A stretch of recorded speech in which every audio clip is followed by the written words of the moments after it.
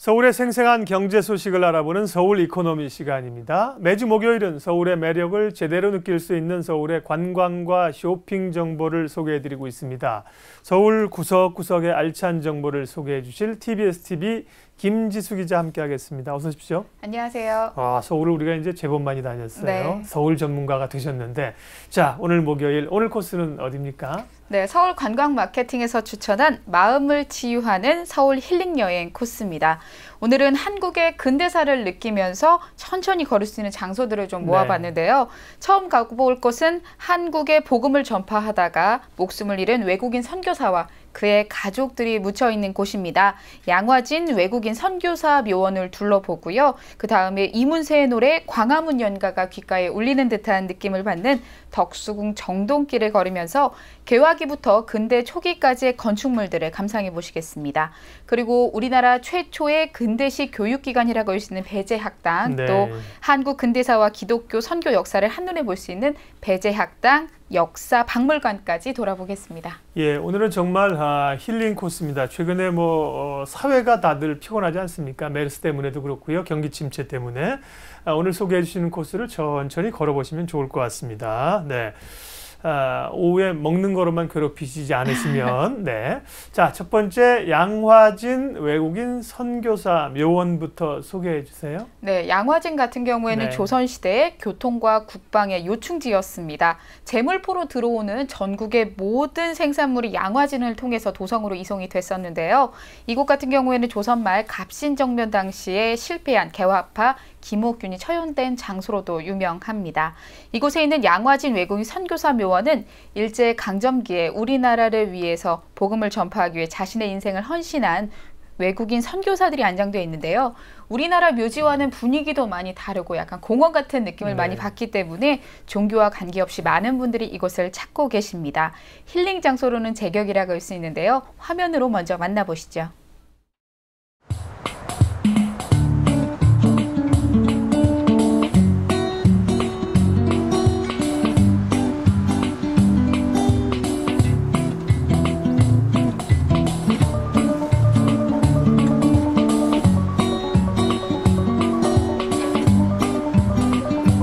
백여 년 전부터 한국에 오셔서 선교, 교육, 봉사의 일을 하신 분들입니다. 특히 독립을 위해서 헌신하신 분들도 있죠. 그런 분들이 묻혀 있는 곳이기 때문에 이곳에 모신 분들의 한국을 살아간 마음을 다시 한번 생각해보고 또 한국 역사를 되돌아보는 그런 뜻깊은 곳이 되었으면 좋겠습니다.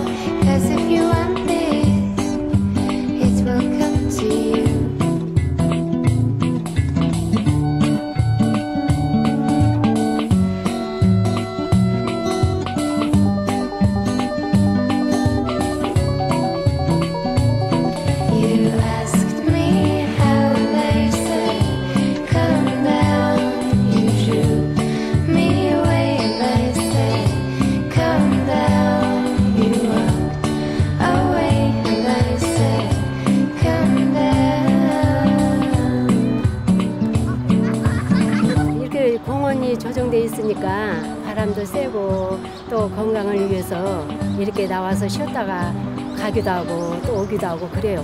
좋잖아요.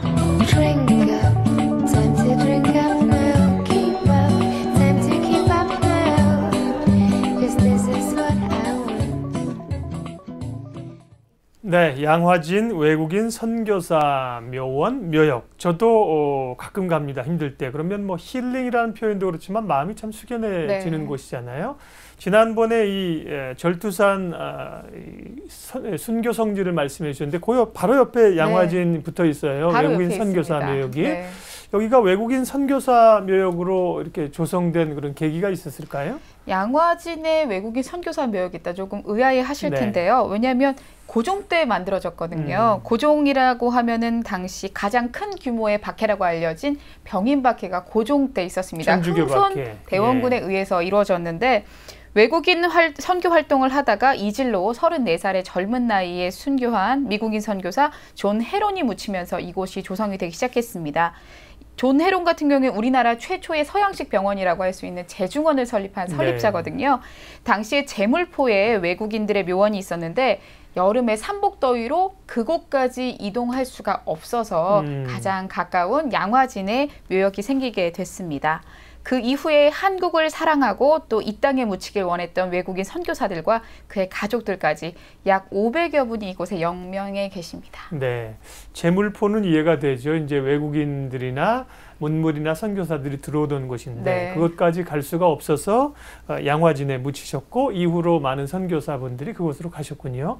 그러면 어떤 분들이 이 양화진 외국인 선교사 묘역에 묻혀 계신가요? 아마 예전에 공부할 때 교과서에서 한 번씩은 다 들어봤을 만한 분들이 이곳에 묻혀 계신데요.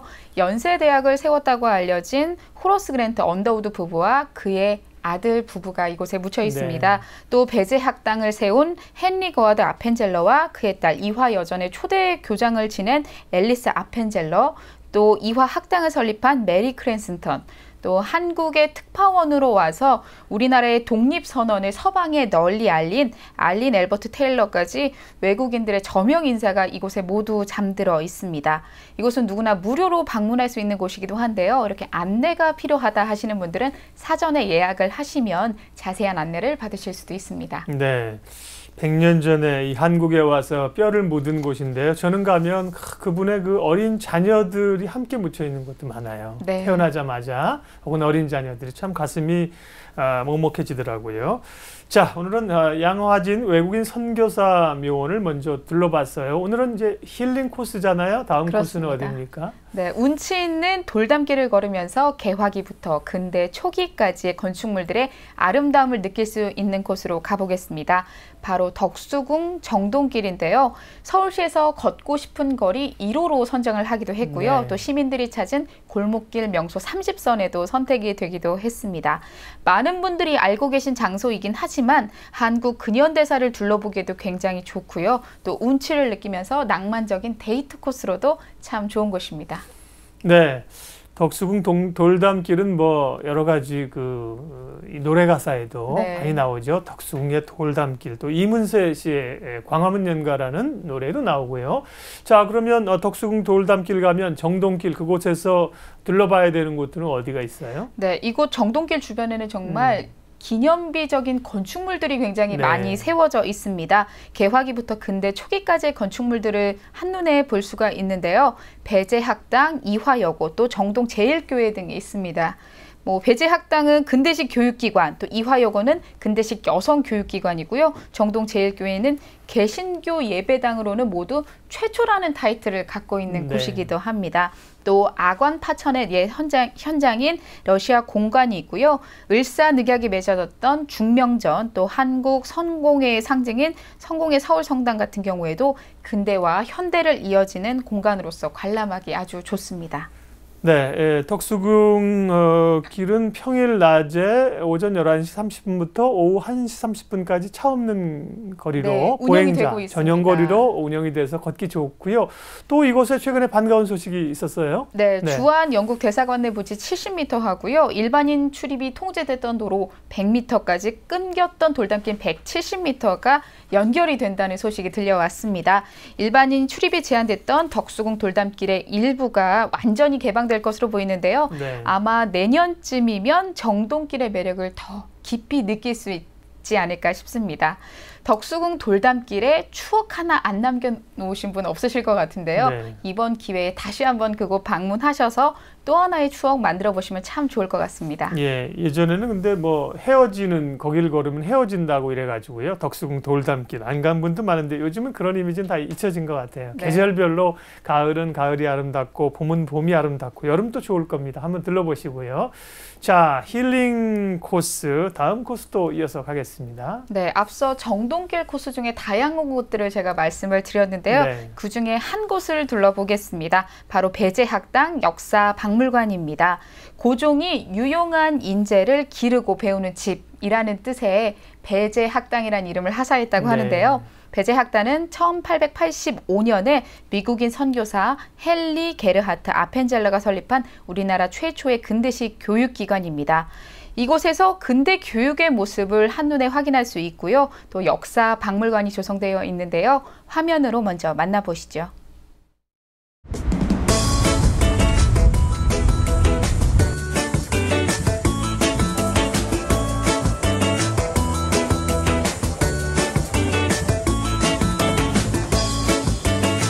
박물관은 근대 교육에 대한 유물과 또 한국 근대사의 여러 가지 유물들이 보관되어 있는 곳이고 많은 분들이 찾아주고 계십니다.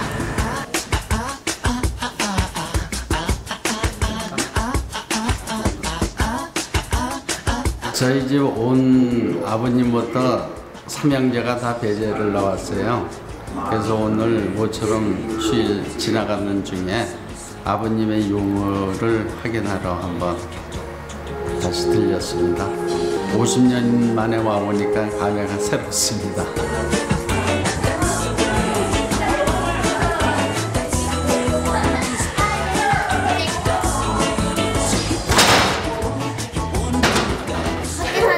학교에서 하는 건 지루한데 밖에서 나오니까 좀 재밌게 있어요.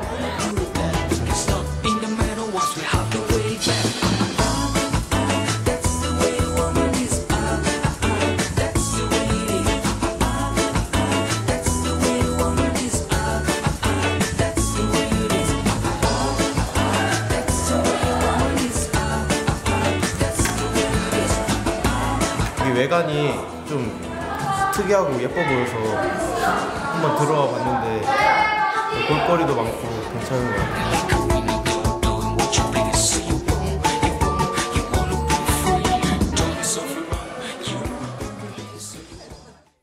네, 배제학당 1885년에 세워졌으니까 올해로 개교 130년이 됐습니다. 정말 역사의 현장인데요. 네. 이 역사 박물관 안에는 지금 잠깐 보긴 했는데요. 뭐 어떤 걸 좀 볼 수 있어요? 근대 교육이 어떻게 진행되는지 그 모습을 다 볼 수가 있는데요.